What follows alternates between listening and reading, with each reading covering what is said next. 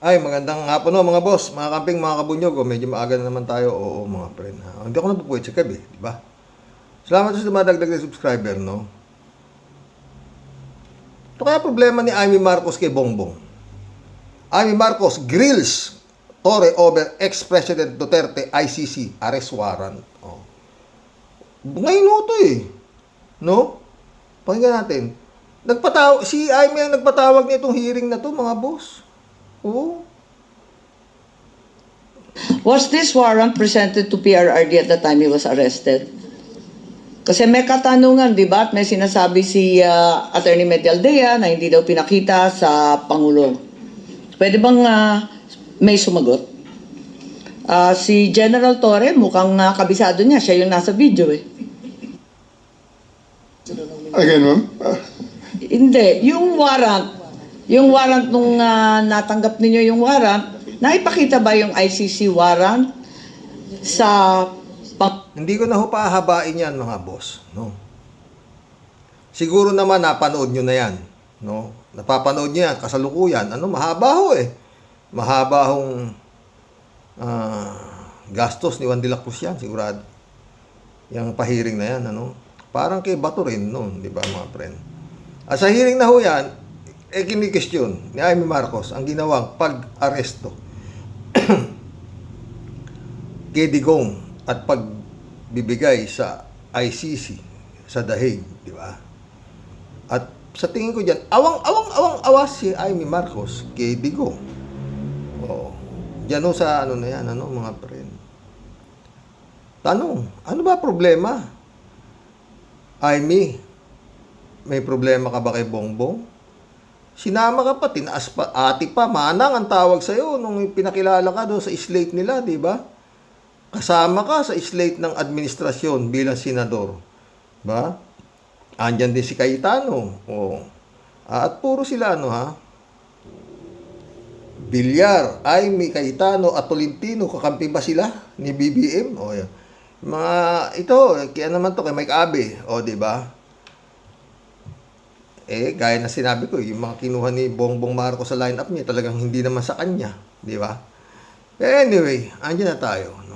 Sa dami-dami naman ng pwedeng kumustyon sa pagkaka-aresto para magpatawag ng meeting tungkol sa pagkaka-aresto kay Digong, itong si Amy Marcos pa.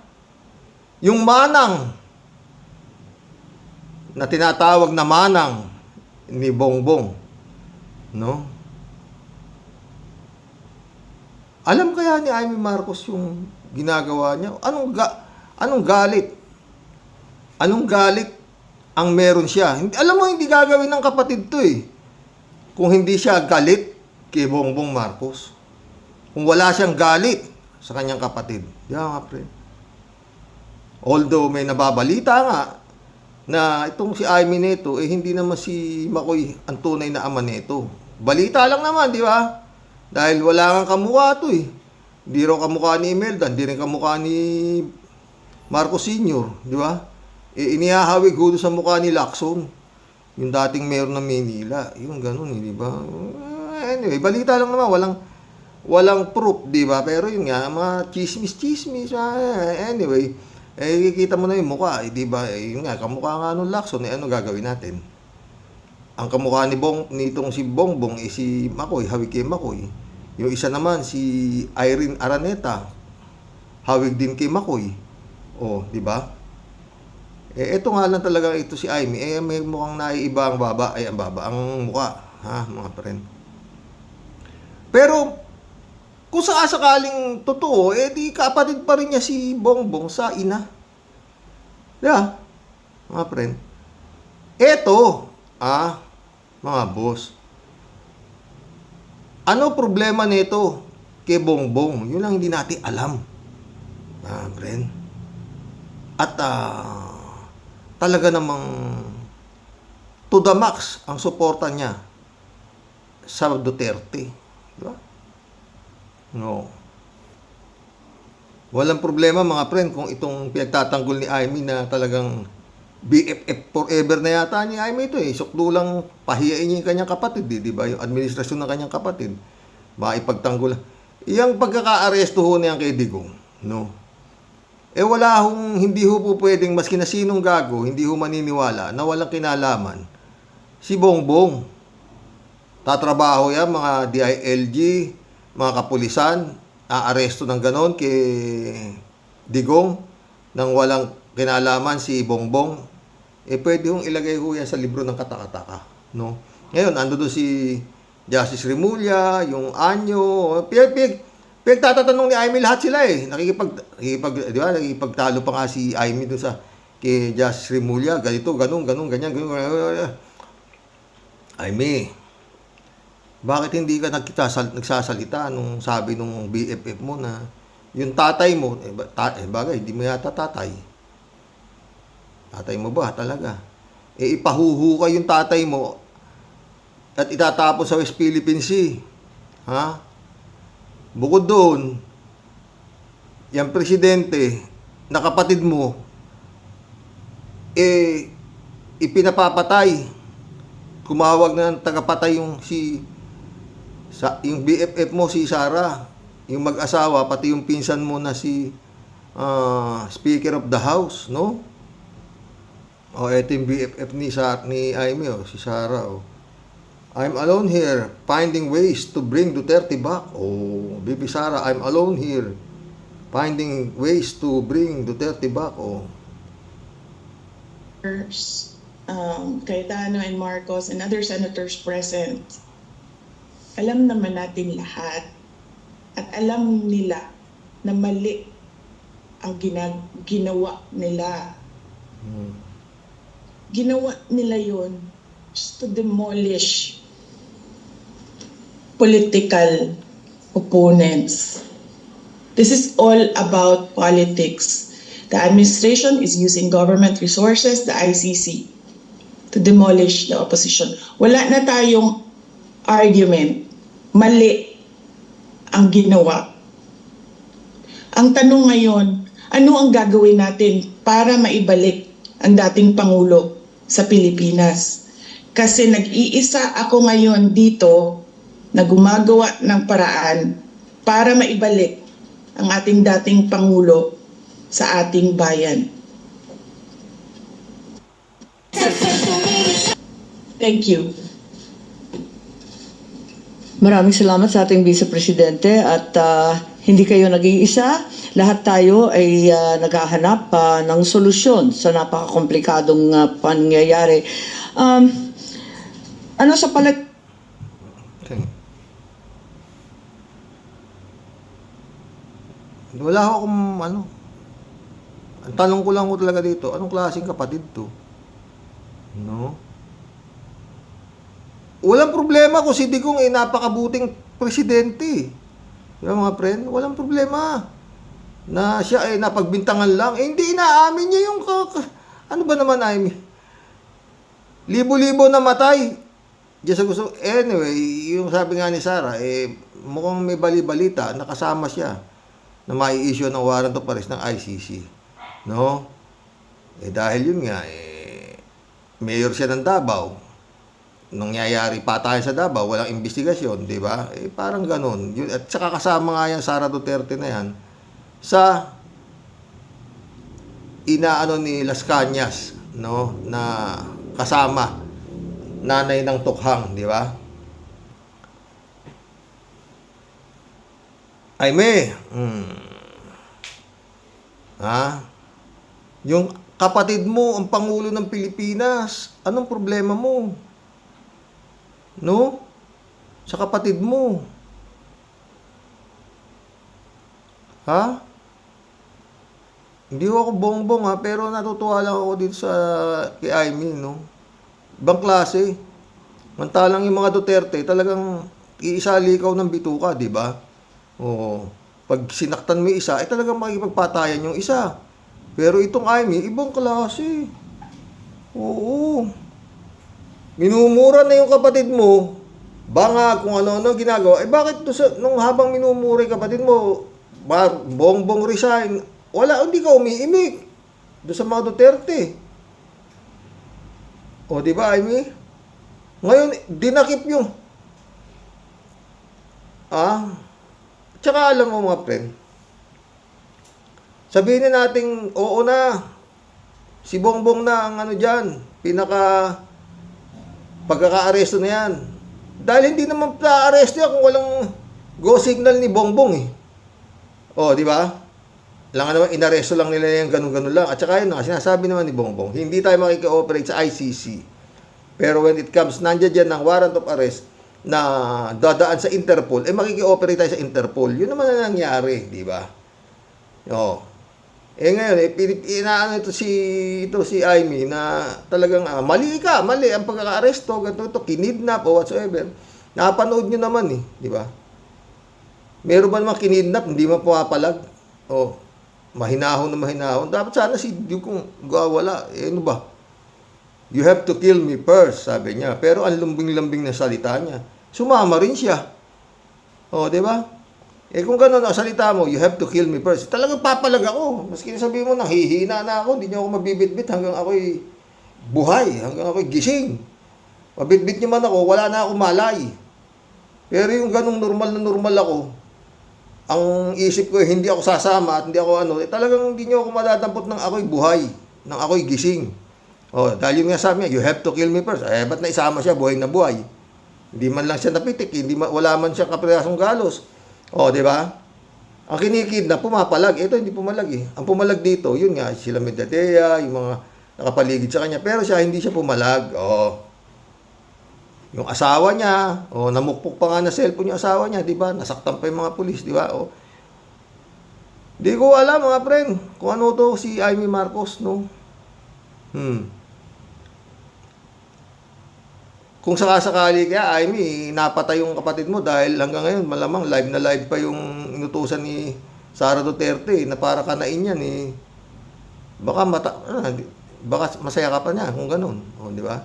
Hindi mo pwedeng pagbintangan Sara Duterte dahil buhay siya eh. O, meron na ba siya? Di ba, meron. Kung ako'y papatay, yung sabi niya, pipilitan niya na kung ako'y patayin niya yan. Hindi, kagaya, kung napatay, buhay si Sara, wala kinalaman si Sara, malinis. Hindi yan ang billing ko, hindi yan ang pinagbilinan ko. Kung sino man ang pumatay dyan, hindi ko alam. Kasi pinagbilinan ko, kung ako'y mapapatay, patayin mo si Bongbong at saka si Lisa, at saka si Martin. Kung ako'y mapapatay, buhay ako, ewan ko sino pumatay dyan. Ganun lang kasimple. Meron ng depensa siya, meron na siyang depensa eh. Ang billing ko kung ako'y mapapatay, hindi naman ako patay, hindi ko alam kung sino pumatay dyan. Di ba? Basta ako, presidente ako ngayon. Siguro, kung magiging kanyari gano'n, baka itong magiging vice president. Appointed by, ewan ko lang hindi ko alam. Pero yun nga, sabi ni Las Cañas, Amy Marcos, huwag ka magtiwala dyan. Mga traidor yan. Sabi ni Las Cañas, baka hindi mo kilala si Las Cañas. Malamang di kilala ni Amy Marcos si Las Cañas, di ba mga friend? Dahil si Digong ang talagang kadikit nun. 20 taon yata nagsilbi sa kanya yun, di ba?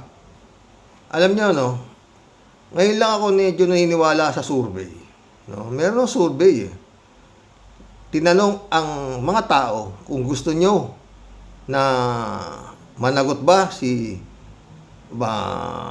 Digong sa mga patayan, ang sumagot 51% daw gusto. Ito, pakinggan natin. Ito, dapat bang managot si dating Pangulong Duterte sa patayan kaugnay sa war on drugs? Ito survey ng SWS yata. Pakinggan natin. Kung tingin ba ng mga kapwa natin Pilipino, dapat managot si dating Pangulong Rodrigo Duterte? Ayan pala yung tanong. Ay, okay, ayan. Nasa monitors po ninyo mga kapatid. Dapat bang managot dating President Duterte sa patayang kaugnay sa war on drugs? Yan. So, mahigit kalahati, 51% ang nag-agree. Nag-agree 14% ang undecided o yung hindi pa makapag-desisyon kung dapat managot si FPRRD o hindi. 25% yung hindi sang-ayon na dapat managot si FPRRD at 10% yung sinasabi na wala pa silang Opinion. enough Walang information knowledge para masyado. magkaroon ng opinion. At least hindi nagmamarunong. Oo, di ba? Pero kung 25% lang, ang ayaw na managot si Pangulong Duterte, bakit napakaingay sa social media? Ayun na No. nga. ayun. Diba? Pero ang gusto kong malaan sana, ano-anong mga areas ba itong nagsasabi na agree sila na managot si FPRRD at yung mas malaki na hindi sila agree. Hinahanap ko lang yung ating... Ay, ang Oo, sabi, ayan. Pwede ba Visayas. nating ipakita? Visayas. Eto, meron ba tayong nun? Oo. Ang mga matataas na porsyento pagdating doon sa mga agree na managot si FPRRD ay makikita sa Sige, saan? NCR 45%, Okay. sa Luzon, Balance Luzon nasa 49%. Believable. Oo. Ang Lalo pagkakaiba sa- hinati-hati nila, merong Northern Luzon 60%. Inclination kasi, no? Yan. Political Yan, inclination. yan, kay Pangulong Marcos yan. Oo. Oo, Yes. Marcos Solid North. Cons, Oo. So diba, expected. solid North. Oo, makes sense. So, Central Luzon, ito yung sa mga Nueva Ecija, Pampanga, Tarlac. Isiha, ganyan. Bulacan. Abay, 48%. Bah, malaki din. Malaki rin. Oo. At sa Southern Luzon, Yan ang Quezon, Laguna, yan. Batangas. Correct. Sa may Palawan area. Bicol. Ganyan. Yan. Bicol. 44%. Okay. Yun. Pero eto, Yung Vismin ang area. Visayas, mataas din. Ay, ganun. 62%. Ang taas Sila ha? mataas. Oo. Ang taas. Nakalagay na agree na dapat managot si Ay, FPRRD. siguro mas marami dyan sa Iloilo at Bacolod. Correct. Oo. Oo. Pero ang taas ha, for taas na, Visayas. Nagulat ako sa 60%. Visayas area. Oo. At sa Oo. Mindanao, 47%. Mataas pa rin. Mataas pa rin. Considering na ito yung baluarte ng mga Duterte. Oo. Oo. So, base po ito sa SWS survey. Pagdating naman doon sa disagree, Okay. kung dapat bang managot si FPRRD. Sa disagree, ang 25%, yung total natin. Sa NCR, 33%. Mhm. Ang Balance Luzon, 25%. Mababa. Oo. Northern Luzon, ito yung sa Marcos Solid North. Solid North. Ang Northern Luzon ay 18. Aba, Mababa. Mababa. talaga, oo. Oo. Ang Central Luzon, 25. Oo. At ang Southern Luzon, 29. Oo. Ah, Makes sense. Oo. Pagdating sa Visayas, Visayas, mababa din. Kasi mataas yung agree nila eh, di ba? Oo. So, ang disagree nila, 17%. At sa Mindanao, 28%. Karamihan talaga, no? Based on this survey, karamihan Oo. naniniwala talaga. kasi naman dapat sinabi managot. ni Pangulong Digong dati na most shabulize ang Iloilo. Sorry, ano yun? Most shabulize. Most shabulized. Oo. Para sa makaalaman din ng mga STLers natin ato pong ginawang pag-aaral ng Social Weather Station ay ginawa noon pong February 2025. Bago Okay. nahuli si Pangulong Correct. Duterte. Yes, Oo. bago nahuli si FPRRD. Baka ibinasi naman doon sa survey, kaya pinahuli na. Dahil bago pa nahuli si FRRD, yan na yung survey. Maraming gusto. Napanagutan niya. Yung kanyang pinagagawa nung siya nasisiraan. Nung siya ay nakaupo bilang Pangulo. Diba mga friend? Oo. Pero medyo hindi pa ako believe dyan sa survey na yan. Oo, 51% gustong mapanagot si Duterte. Hindi pa ako believe dyan. Naasahan ko dyan, yung survey na yan, maski na 80% o, di ba? Medyo baka may karga pa yan, ha? Mga friend. Balik tayo dito kay Amy, no? Anong klaseng kapatid to, no, mga boss? Nung sinisigaw ni Duterte, maisog, wala kang maririnig sa kanya. No? Doon pa yata siya nung minumuri kapatid niyang bangag di ba? Doon yata siya, ipagtawanan pa siya kay Sara. Ano ito? No?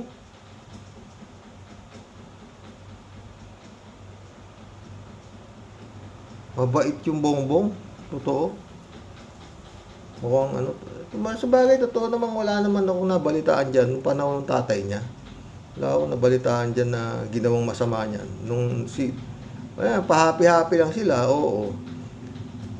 Mas marami pa nga akong balita, yung mga kila Alpi Anido, tungkol sa mga anak ni Enrile, pero yung bongbong wala. Wala talaga ako alam. Wala akong balita. Maliban na yun nga, doon daw, napatay na raw doon yan, mga ganon na, hindi na raw yan, na-clone na raw yan, mga ganon, mga ganyan, nung nasa ibang bansa yan. Yun lang ho ang pinaka medyo mabigat na balita. Diyan, sa bongbong na yan na alam ko. Ewan ko kung may alam kayo, no? Yun ho yan, mga friend. Balik na naman tayo dito, no? Diyos ko. At yun nga, sabi ni Sarah, gahanap daw siya ng way na maibalik niya kanyang ama.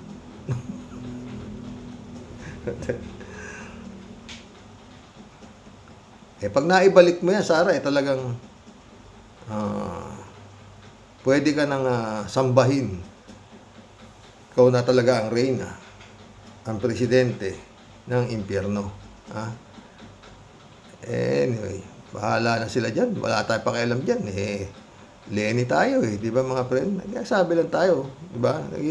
Nakikichika-chika lang tayo dyan sa nangyayari sa kanilang mga unit team na yan, di ba dati? O wala. Ganun yan pero yun nga, gaya sabi ni Ka-Percy, kung dyan naman sa Duterte, dito ka na kay Bongbong, di ba mga boss? Oo. Taka mo, yung itsura ni Amy dyan sa hearing, pinatawag niyang hearing yan, talagang akala mo, kung pwede lang niyang ipakulong lahat yung umaresto kay Digong, gagawin niya.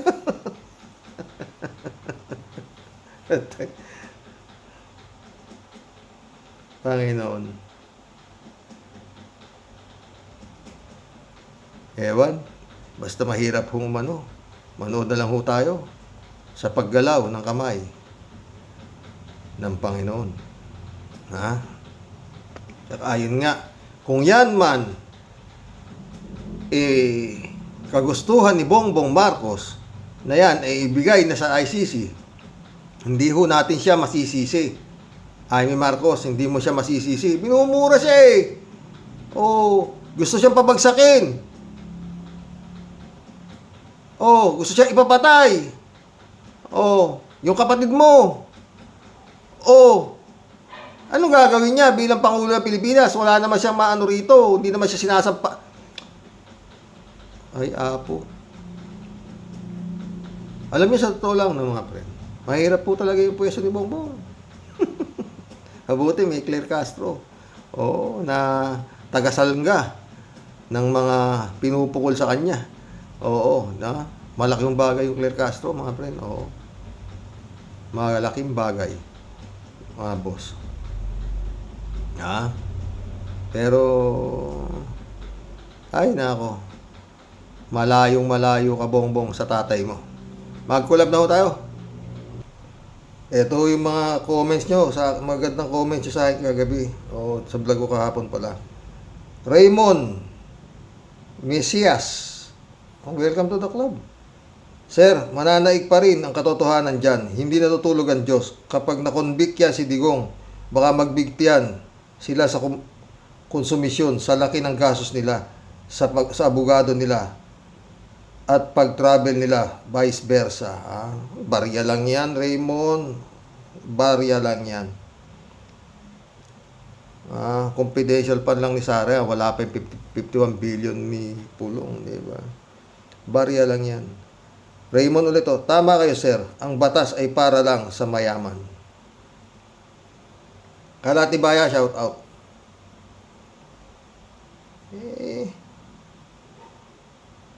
Nakita mo naman pag umaaresto yung mga pulis, pag mga ordinaryong tao lang, halos isubsob. Sabay posas, tatapakan, di ba? Pero nung kay Digong, halos magmakaawa si General Torre. Sumama ka na, sir, Mr. President, para hindi na tayo puta. Di ba? Hello, Akira, sabi niya. Kalat niyo. Good evening, Kasani. Nax, sa wakas, maaga din. Sige, latiguhan mo na yung mga zombie ng mga tanga. Na yan, Kasani. Ala, bomba. God bless your family. God bless, kalat niya. Joey Tobilea, shout out. Good PM. Magaling nga na lawyer ni Digong. Tinanggal si Roque. David Ali Mendoza.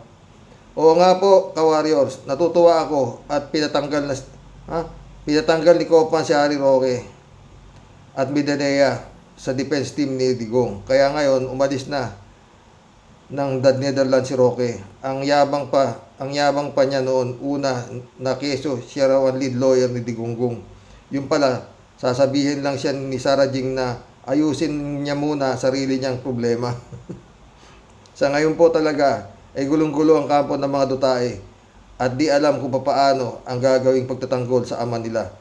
Sabi nga po lagi ni Kapersi, kapag tadhana ang gumalaw, hindi ka sisikatan ng araw este, hindi mo mapipigilan. Ha, totoo yan, David. Iba. Iba talaga. Kalat ni ulit to.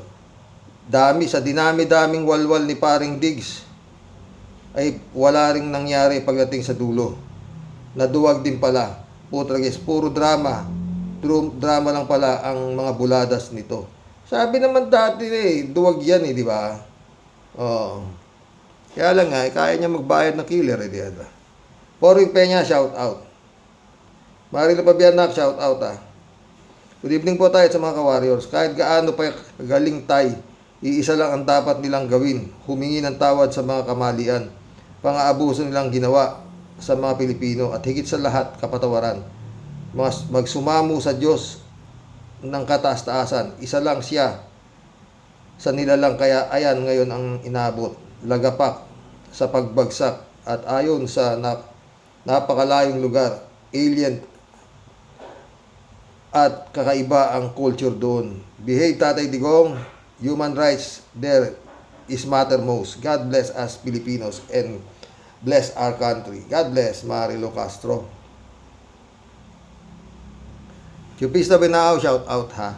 Wow kuya, ang aga mo po, good evening po at sa pamilya mo pong mahal.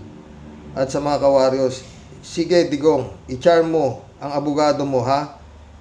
Palitan mo ang reyna mong di ganyan lang naman. Ha? Di ganyan lang naman yang siyempre magpapa-impress yan sa mga Duterte pero di na mababaluktot ang tunay na nangyari sa EJK. Ang yabang mo, nagpapakilala ka lang, nanginginig ka na. Sige, Attorney Kaufman, ubusin mo ang yaman nila. Yung pulis na yan, may pinagdadaanan pala siya, kuya. O, yung pulis na may sira sa ulo. may katok. O, chupista ulit, o.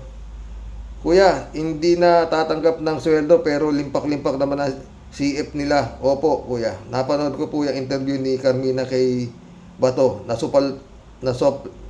Nasoplak si Bato ni Carmina. Galit na galit kay Carmina, di ba? Okay, nahanap ko nga eh.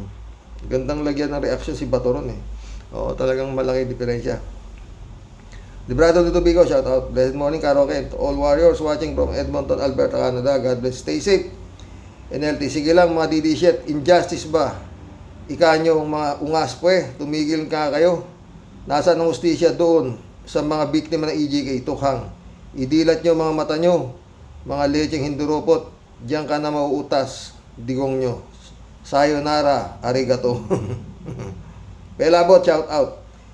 Hindi maakwit yan hindi maakwit yan kasi bago ka kasuhan at kunin ng ICC ay napag-aralan na nila ang mga kasalanan mo, Digong, at may probable cause kaya nag-issue ng warrant, o di ba? Pelabot ulit mauubos perang ninakaw mo sa kaso mo sa ICC. Hindi kaya ubusin, hindi kaya. Puro di kalidad ang mga defense lawyer mo, number 4 yan. Kukunin mo lawyer kay Kaufman, million yan. Estimate ni Bad Vlogger nasa 10 to 20 million monthly gastos mo. Sa bagay, barya lang sa iya sa dami ng pera mo. Totoo yan, barya lang yan. Pero ito, kinuha niyang Kaufman na to. Sabi ni Atty. Enzo, pinag-aralan niyang nito. Oo, may mga naipanalo. Pero mas marami yata yung talo. Oo. Napanood ko kay Atty. Enzo. Tsaka yan nga, ganyan nga talaga abogado. Wala nga naman sabi si abogado na mahirapan tayong manalo. Di ba? Tanga. May mag-abogado ba nagsasabi mahirapan tayo? Gago. Kalat. Kung yung abogado nung ipagkot sa kaso nito, kalahin mo, malabo pa sa tinta ng pusit manalo eh. Hanggang ngayon, babayad pa yung gagang hipag ko. Diba? Ay, Gracing Sai. Malapit na yung mahal na araw, ha? Meron pa akong gagawin vlog sa'yo. Buisit ka. Niya itong hype na to. Kalat ni Bayo ulit to. Babala, mag-ingat kay Mr. Depektibo. Baka kayo ay mabayo, ha? Shirley J. Sir, shout out. Kahit anong galing ng mga attorney na yan, walang sinabi yan sa ating mga pangyarihan Diyos Ama. Sinabi mo pa. Oo. Yan, si Jane, nandito si Jane. Tama, sabi niya. Sam Regala, shout out. Paano yan makakwit? Siya mismo umamin sa Quadcom sa mga krimen niya. Yun nga eh. Hindi, palagi ko hindi alam nitong si Koopman ang kanyang ipinaglalabang kaso. Baka pag nalaman niya, baka mga manginig yan. Hindi pa niya alam yata eh. Not unless na kayang tapalan ng pera yung mga judges doon sa The Hague. Yun ang hindi natin alam. Jokiano, shout out Karoks. Yung kwento ng mga baliw, di dapat paniwalaan. Binubudol lang nila ang tao. Yung abogado nila baliw din.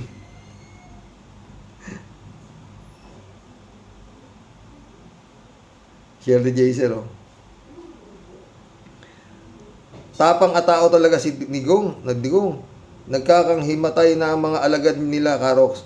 Mahirap kasing magsinungaling. Hindi ka makakatulog ng maayos. Ayon nga si Medaldea sa ospital. At si Roque nangyangayayat na. Yan naman pulis na yan. Mukhang may mental health. Yan. At stress siguro yan. Dapat tanggalin na yan sa pagkapulis. Delikado yan. Have a great evening po, Karoks. God bless. God bless, Shirley.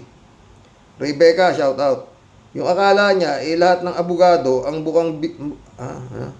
Yung akala niya, lahat ng abogado, ang bukang bunganga, mananalo. May aamin bang abogado na magsasabing siya ay matatalo? Totoo nga, di ba? Rebecca Tigio. Kaya nga, parang tanga. Rebecca ulit to. Baka bigyan ni Sarah ng sobre, mga empleyado dyan. Kasi sabay yan, ha? Hydraulic technician. Welcome to the club. Alangan namang sabihin ng abogado na hindi ma-acquit ay hindi na siya kukunin ng babayaran lang. Lahat ng abogado sasabihin may ipapanalo ng tipesa. Ganyan talaga yan. Yun nga. Tama. Di ba alam yun? Sarah? Abogado ka ba talaga? Sumagot si 3J Siog. Default na lang yung ganyang sasabihin ng abogado. Siyempre, alangan namang sabihin nilang makukulong si Diggs. Pero siguro, kung talagang magagaling abogado ni Digong, sa palay ko, hindi naman siya ma-acquit. Baka mas bumaba ang sentensya pero di ma-acquit yan. Si Digong din naman kasi ang nag-self-confess sa Senado, baka yun sa Quadcom, di ba? Kaya nga, 30 years nga, sabi ni Tony Conti, yun ang pinakamababa yata sentensya. Sabihin natin 10 taon. Yan lang September, inip na si Bongo. Sa September pa! Mantakin ninyo! Hirap na si Tatay Digong ko. Puta na. Alam, gusto na lang iuwi si Digong. Mundo Cheng, kahit na anong gawin ng mga abogado ni Killer Digong, wala nang magagawa pa sa galing ng Panginoon Diyos at kailan ba nagwagi ang kasamaan sa kabutihan. Gagatasan lang sila ng mga abogado nila kahit na walang panalo. Sasabihin nila may panalo. Ganyan kasakim ang mga abogado sa pera. Naniniwala ako sa iyo dyan, pre. Muna siyang ilito. Pre, huwag ka nang magtaka pa sa Pinas. Walang imposible pag may pera ka. Kaya mong bilhin anuman. Naniniwala na naman ako sa iyo dyan, pre. David Allen Mendoza. Good afternoon po dyan, Karoks. Huwag ka nila ikumpara si Digong. Huwag nilang ikumpara si Digong sa mga santo dahil po ang mga santo ay may pinaniniwalaan Diyos. Siya anong minumura at kinukutya pa ang ating Diyos. Tungkol naman po kay Koopman, gano'n naman po talaga ang mga abogado. Sasabihin na malakas ang kaso mo. mapapawalang sala nila ang kliyente nila. Sino bang lawyer ang nagsabi kaagad na di pa nagsisimula ang kaso ay talo na sila? Sa bagay po, sabi nga sa balita ay dalawa na ang naipanalong kaso niya si Hupman sa ICC. Kaya po ay sana po ay wala pang pangatlo.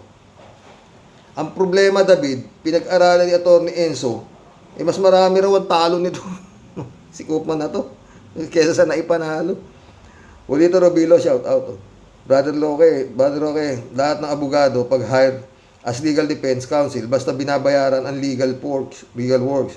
Yung acceptance fee nga, friend, sasabihin yan, mananalo o makakwit. Walang magsasabi na talo ka, aminin muna, di ba? Mundo ulit, oh. Bakit? Sino pa abang maniniwala dyan sa Comelec? Sa namumunong si Garcia na naglalagay ng mga bulok na gobyerno ng dahil sa lagayan hanggang nariyan si Garcia, walang matinong eleksyon. Kaya isama si Garcia sa mga babalatan ng buhay. Raul Estengo Jr., shout out. Anak ng kamote. Mukhang masarap pa yata yung kalagayan ni Digong dyan, Kawawa naman talaga yung mga biktima ng Duterte. Yun nga, David ulit, Ano daw po, Karox? Nacha-charm daw ni Duterte yung mga tao doon sa kulungan niya. Ganun po talaga ang nature ng tao. Lalo na kapag malapit nang mamatay ang isang bilanggo. Lalo na sa edad at itsura niya, mukhang pipirma na yung nag-iisang bulati niya sa katawan. At naiinggit pa siya na parang hotel daw ang kwarto niya sa dahig. Okay lang yan, kahit barong-barong lang. Ang bahay namin ay malaya naman kami, nakakaalis at nakakapamasyal kung saan namin gusto. Totoo yan, David. Di ba? Pamiliin ako. Palit kami ng buhay ni Digong. Dito ako, dun. Puta, ikaw na lang dyan, tangin na ka. David ulit. Kupal din niya si Patrolman Puntilla. Hindi ba niya alam na ang mga government employees dapat ay non-partisan? Alam ko po yan kasi nakapagtrabaho din po ako noon sa SC. At ang kinakalaban pa niya ay mga commander-in-chief pa niya. Nag-aala Senator Trillanes ata yan. Ang kaso ay nag-iisa lang siya at wala sa hulog ang ipinaglalaban niya. May sira nga, David. May tililing. Oo. May sabihin ng gago, ba't ako magre-resign? Pag nag-resign ako, di wala nang matinong pulis. Putang ina, gago. Tawa sira talaga ulo. Oo. David Alvin Mendoza ulit. Karox, si Depektibo nga po pala ay nagsabi na iaalay niya ang buhay niya para kay Digonggong. Kaya po pala may mga bali-balita na malapit siya kay Hanalit at siya na din siguro ang bahala sa kabit ni Digong. Visit ka. Ano po ba ang dapat itawag kay Hanalit? Di naman sila kasal ni Digong. Ano pa ba ang Tagalog ng common law wife? Ang sabi po sa Google ay kabit o karaniwang asawa. Kaya pwede din nakabit pala ang itawag sa kanya. Di ba? Hindi naman talaga siya. Ang pinagtataka ko, nasa na yung tunay na asawa ni Digong? Hindi nagsasalita. Yung nanay ni Sarah, tsaka yung nilabas hindi nagsasalita, di ba? Federico Mandaco, kahit gaano pa yan kagaling, wala yang magagawa pag Diyos na ang kumilos. Siyempre, pa-impress yung abogado na maakwit si Digong. Alangan namang sabihin niya na matatalo siya dahil di tanggal na agad siya. Pera yan, hanap buhay yan. Yung naaresto, siya at nakulong siya. Diyan ay unang panalo na ng mga biktima ng EJK at yung mga inosenteng nadamay dahil kalaban daw politika. Efrem, shout out. Ubusin man ng mga Dutertes ang yaman nila ay suntok sa buwan. Totoo. Leopoldo Bergonyo, shout out. Good morning. Mahal ang lawyer here. Ay, nandiyan ka ba sa Netherlands? Huh? Mahal ang lawyer here in Montreal. 1 hour sa Montreal appearance is $500 in a normal case. Normal case pa, ha? 3JC sumagot, oh. Ang sabi daw, ayan, may daw ako, pero maaaring ang totoo na kaya nagpunta si Digong sa Hong Kong ay para mag-withdraw ng datong sa HCBC Bank. Napakinggan ko kay Kain. So, Ranulfo Honoridis, Bato, Bayot, Bugok at Hambog. Travis Herrera, shout out, ha. Good evening, sir. Nataas ang subscriber niyo po. Oo nga, salamat. Oo. Joselito Mabait, shout out. Joel Molina, shout out. Karox, kahit anong galing ng abogado ni Duterte, sa tagal ng hearing, mauubos ang milyon-milyon sa kababayan. O, diba? Friend Shervin Sapeda, shout out. Christian Sen, July 7, Alcantara, shout out sa inyo mga friend. Friend Dolor Garcia, shout out. Oy, Friend Dolor Garcia, happy birthday. Friend Amy Bingson, shout out, ha. Friend Dolor, oo, munti kong nakalimutan, ha. May you have many more birthdays to come. Ha? Pastor Jun Lagon, shout out. Eman Escalona, shout out, ha. Sabi ni Impong Basyang. Impong Basyang, Team Tia Daily, muli ay bumabati po ng mingiti sa iyo, Sir Rox, at sa buong Team Rocky Warriors the Great. Sir Rox, iba talaga ang grabing yayamanin. Ano po? They can hire even the most expensive and top-notch lawyer defense in the world just to make sure the case will be overturned. Pero malalaman po talaga natin, Sir Rox, kung gaano talaga kahusay sa lusutan at sa pagbaliktaran po ng case ang mga big time na high roller sa sides po ng defense team. Pero teka lang po, Sir Rox, ha? Kasi sabi ni Ingkong, siya simpleng tao lang at umaasa lang daw siya sa kanyang retirement. O, diba? Nabubuko na, di ba? Dede, sa kasinungalingan yung bugok, di ba? Ha? Di ba can't afford nga siya ng plane ticket? Pero tingnan mo ang pamilyang mga wala daw ninakaw. Can afford to hire a big time lawyers. O di ba, Sir Rox? Mapapasana all ka na lang talaga. Grabe talaga ang mga pinutukan ng lintik. Ano po? Ang hustisya po ba talaga pera-pera na lang para sa mga buhayang hindi lang mga killers, mga magigiting at pinakadalubhasa sa pambubudol at pagnanakaw sa kaban ng bayan? Nakakagalit po talaga ng loob, Sir Rox.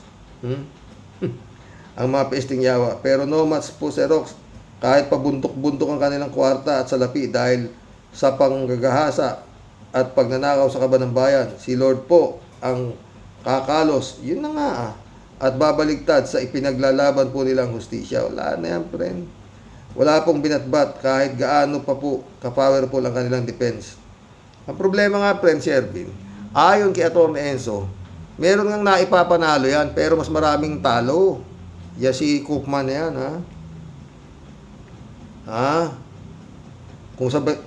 Kung sa pelikula, Sir Rox, meron isang bala ka lang.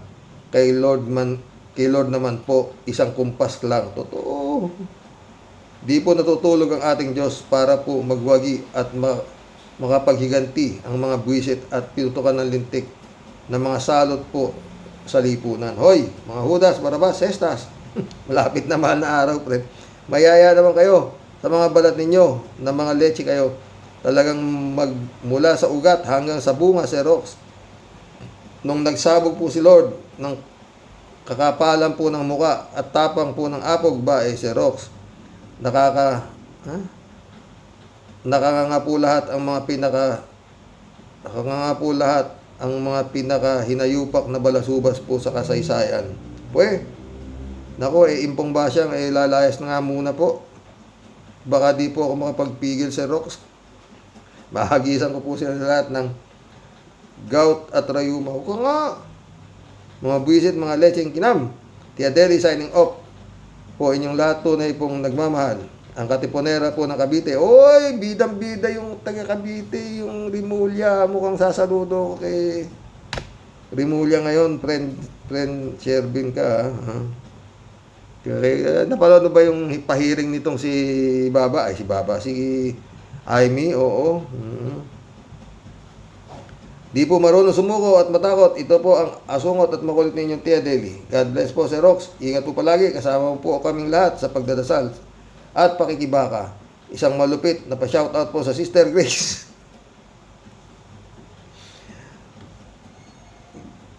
Buisit kang Grace Ching sa ika. Putay na ka. Sana magbalik loob ka na sa Lord.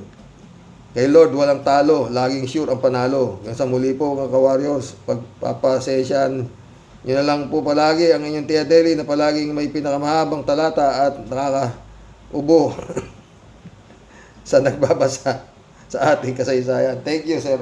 Aludo ako palagi sa'yo, Sir Rox. Ingat ka dyan, friend, ha? Mike Aquino, welcome to the club. Dotae, best actor. Nagsasakit-sakitan, ha? 3J Soap na naman, oh. Palay ko hindi naman kasi sa edad niya yan, maaaring nakakaramdam siya ng homesickness. O yun, ang hirap ng ma-homesick, maaari ring naman ngayon pa lang nagsisik-in na sa isip niya ang mga pangyayari. Maaring nakakaranas si Digong ng adjustment sa environment niya. Bigla kasi siyang nadala sa malayong lugar na hindi niya basta-basta na lang madadalaw ng mga mahal niya sa buhay. Pero lahat ng ito ay consequences ng kanyang mga ginawa. Tungkol naman sa mga mahal niya sa buhay, friend Shervin. Friend 3J Show. Hindi sila pababayaan ni Ipe. Epektibo yata yan. Diba?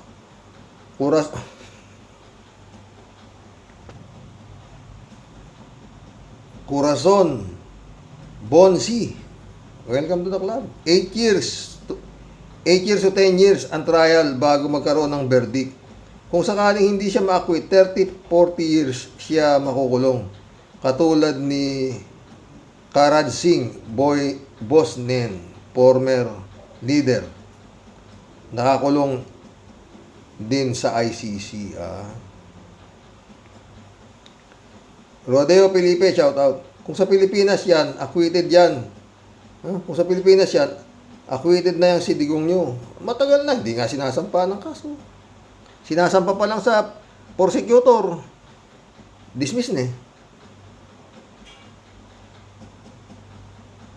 Si Jane, no, hindi nga yan maaresto ka mo. Totoo, pa-aresto yung dismiss agad. Erlinda Lapesiros, shout out. Mamamatay na tao. Jose De Leon, shout out. Kahit sinong abogado ay laging sinasabi at kumpiyansa siya na mawawalan sala ang kanyang kliyente dahil kung hindi, bakit pa sila kukunin? Totoo. Laibia, shout out. Sasabihin ba ng lawyer niya na di niya kaya? Siyempre, hindi pagkakakitaan yan sa lakas ng ebidensya kahit gaano pa kagaling ang lawyer niya. Totoo. Perdea San Juan, shout out. Librado Ludovico. Maging Rizal, talagang may sapak. Kung papiring squad daw siya, ikaw naman, Librado. Maging Rizal, talagang may sapak katandang durian. Si Dr. Rizal, bayani. Kasi para sa bayan, ikaw hudas ka. Para ka sa inchik. Digong ka. Amy Marcos, tignan mo yung survey ng SWS. Mas maraming gusto mabitay. Magdusay si Digong mo. Ikaw, Amy, kapatid mo eh. Gusto mo? Bumalik yung mga Duterte at mapalayas na yung kapatid mo. Ganun ba gusto mo? Anong klase nga kapatid? Mukhang wala ka rin sa libro Kagaya ka rin ng hipag ko Amy Marcos. Whiskey do. dito napupunta yung mga nadispalko ng mga demonyo sa gobyerno ng Pilipinas. Totoo yan, Whiskey. Ted, shout out. Si OSG Guevara ay para din palang si Sara. Pinariringgan na ng gobyerno na lumayas na sa pwesto, ay kapit tuko pa rin, kapal mooks din ang isang ito. Wala eh. Ayaw tanggalin ni Bongbong eh. Di ba? Ano magagawa kay Bongbong? Si Sara Duterte nga eh. Dami na nagsasabing tanggalin niya eh. Hanggang sa nag-resign na lang bilang DepEd Secretary. Marami nang nasikwat. Ngayon, naglalabasan yung baho ng mga sinikwat niya. Puta na. Kaya pala nagbitaw eh. Puputok na eh. Alam nga namang yung pumalitang sumalo. Di ba? Edmundo Martinez, shout out. Palakas loob lang si Digong. Totoo. Ted, si Ted. Tuwing ibubuka ni Kimo, ang mabaho niyang bunganga ay laging palpak ang nasasabi. Nagrereklamo daw si Kimo na nandoon siya sa Netherlands. Nahihirapan na daw siya. Mahirap daw kausapin ang mga tao doon. Hindi makaintindi. Baka naman ikaw ang hindi makaintindi, Kimo. Lagi pa daw siyang nasa ospital, dinadalaw niya si Midaldea. Sa Pilipinas daw, siya ang boss. Aba, teka muna, Kimo. Sino ba ang nag-utos sa yung pumunta ka dyan at mag-caregiver ka kay Midaldea? Umuwi ka na ng Pinas, Kimo, at gawin mo na lang ang trabaho mo, di mo rin maintindihan. Kahit saan ka pumunta, konsumisyong kang damuho ka. Ay, Ted. Ano sa'yo?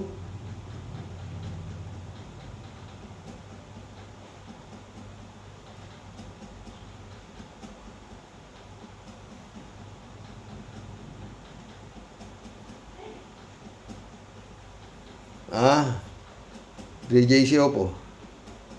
Xerox, naguguluhan ako sa pahiring ni Manang Amy Marcos.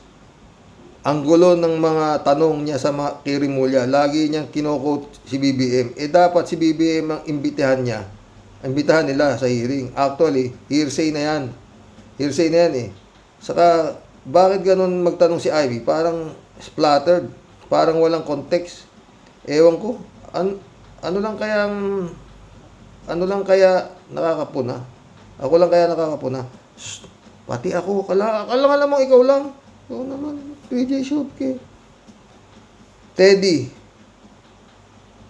Nanaska. Shout out. Sasabihin mo kay Digong noon, siya magyabang at magdaldal sa ICC. O, dapat doon nga siya, di ba? PJ Shop ulit. Xerox. Nagtatanong si Digong kung ano ang kasalanan niya. Anong kasalanan nga ihan sa kanya ang arrest warrant, nakalagay doon ang dahilan kung bakit siya inaaresto. Kaya nga binabasa ng Miranda rights. Ang tao pag inuhuli para alam nila ang kanilang karapatan. Alam yan ni Digong, natural. Pero nagtatanong pa siya, ano ang kanyang kasalanan? Alam mo yan si Digong. Kung minsan nagtatanga-tangahan niya, kung minsan naman nagtatali-talinuhan. No? Ganyan talaga yung mga hunyango, di ba? PJ Shop ulit. Xerox. Meron namang datong mga Duterte. Yakang-yaka nilang umupa ng mga abogadong di Campanilla. Totoo, si Harry Roque, abogado lang di Campanilla sa Pinas, pero not international. Wala pa naman siyang naipapanalong international case, kaya di siya kinuha ni Sara. Walang personalan yung trabaho lang, di ba?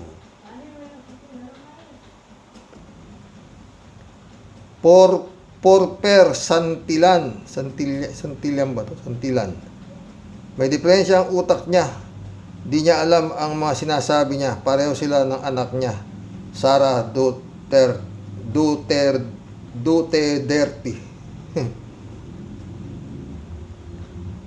Ryan TV. Shout out. Ryan TV. Natutuwa yung mga dots dahil ngayon lang sila nakakita ng unggoy na nagsasalita. Oy, welcome to the club. Ryan TV.